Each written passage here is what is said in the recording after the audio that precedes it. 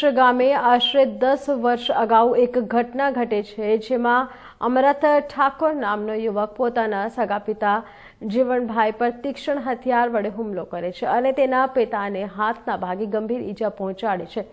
ત્યારબાદ યુવકને તેના પિતા દ્વારા પૂછવામાં આવે છે કે કેમ તે મારા પર હુમલો કર્યો, ત્યારે યુવાન કોઈ ચોક્કસ કારણ જણાવતો નથી અને તેના પિતાને કહે છે કે આજે તો આપને પર હુમલો કર્યો, પરંતુ સમય જતાં ગામ લોકોને પણ નથી છોડવાના, તેમની પર પણ હુમલો કરીશ। ત્યારે દીકરાના મોઢે આવા શબ્દો સાંભળી પિતા સ્તબ્ધ થઈ જાય છે અને વિચારવામાં પડી જાય છે કે મારો દીકરો આવું વર્તન કેમ કરી રહ્યું છે।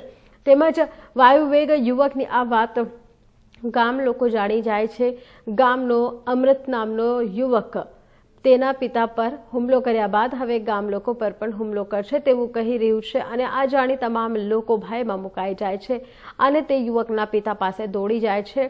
આપના દીકરાનું કોઈક કરો નહીં તો તે ગામ માટે મુશ્કેલી ઊભી કરશે અને કોઈકનો જીવ પણ જોખમમાં મૂકી શકે છે।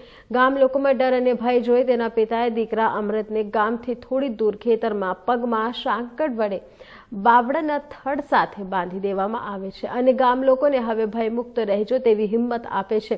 પરંતુ સમય જતાં અમરાતના પિતાનું અવસાન થયા અને તે તેમનું માતાનું પણ। ત્યારે અમરાતને ના તો કોઈક સગો ભાઈ છે કે ના તો કોઈક બહેન, ત્યારે છેલ્લા 10 વર્ષથી તેના કાંકા અને તેમના દીકરા અમૃતને સાચવી રહ્યા છે। અત્યારે ગામ પંચાયત મારા ઘરના સરપંચ તરીકે છે, એમના પતિ બોલું છું। મારું નામ બાબુભાઈ ધનાભાઈ ઠાકોર છે।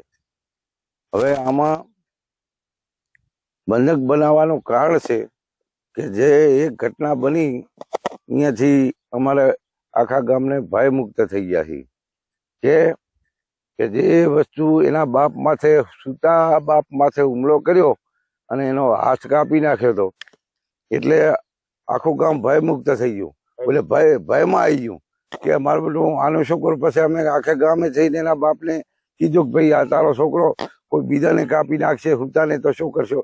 જાગ્રત ને તો જાગૃત હોય ત્યારે તો આ હુમલો નથી કરતો, સૂતા હોય ત્યારે જ હુમલો કરે છે। તો આનો પરિણામ કોઈક દી ખરાબ આવે તો ગામના લોકોને કોઈક મારી નાખશે હુમલો કરીને, તો શું જવાબ આપીશ? પછી એને બાપને પોતે કીધું કે હું મારા છોકરાને બંધક બનાવશો, મને નથી છોડ્યો તો ગામનાને કઈ રીતે છોડશે?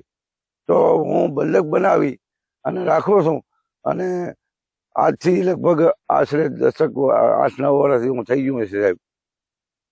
પછી એને બંધક એના પિતાએ પોતાએ બંધક બનાવ્યો અહીંયાથી। પછી તોય હજી એવું રહેશે કે કદાચ સાકર તોડાવીને કદાચ નીકળી જાય તો આખા ગામને બીક તો લાગે જ છે। અત્યારે હાલે ભયમાં તો છે જ ગામ, તો આ ભય મુક્તિ થાય એવી અમારી આશા છે સરકારશ્રીને કે આને સારી જગ્યાએ કોઈક જગ્યાએ મૂકે અને એનું જીવન સારી રીતે જાય તો અમારું ગામનું પણ જીવન સારી રીતે જાય, ભય મુક્ત થાય, આવી અમારી સરકારશ્રીની આશા છે।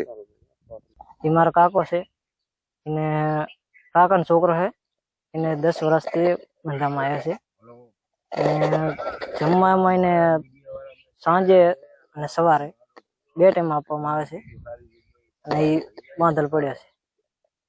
કેવો ભાઈ એનાથી ગામમાં બહુ ભયંકર છે। બધે વસ્તી લોકો બિયાય ને, બચ્ચા બિયાય, કોઈ મહિલા બિયાય અને બહુ બિયાય કોને। અને માંગ તો એવી છે કે એને કોઈ સારી જગ્યાએ મોકલવામાં આવે, એવી અમારી માંગ છે। એ છોડી તો એમ કહે કે હું બધાને મારી નાખીશ, એ આડવા છે થોડી તો એમ કેવા માંગે। રાતે સૂતાને મારે, દિવસે નહીં, રાતે સૂતાને જ મારે। મારું નામ વિષ્ણુ। એ મહિલા બહુ બે છે, એ છોકરો એમ કે છે મને છોડશો તો આખા રાત બને કોઈ છોકરો ફરકતો નથી અને એના બીકથી અમે તાળા મારી નાખીએ ઘરમાં પૂરી છોકરાને, એટલે બે છે। દિવસે ઈ બાજુ નથી દાતા છોકરા, કે મહિલા કોઈ દાતી નહીં, અમે ખુદ અમારું ખેતર છે પણ અમે નહીં દાતા, આટલી વીક છે। રાત્રે સાહેબ સૂતા વખતે આ યુગ બાંધલ પડ્યો, એ સૂતા વખતે હુમલો કરે છે અને હુમલો કરે છે એટલે આખું ગામ ડરે છે, આખા ગામને બીક લાગે છે।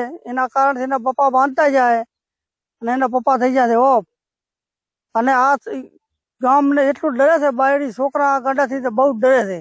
આ વાતો કરે પણ વાતો કરતો કરતો બોલે કે હું તૂટી જાય તો કાપી નાખીશ।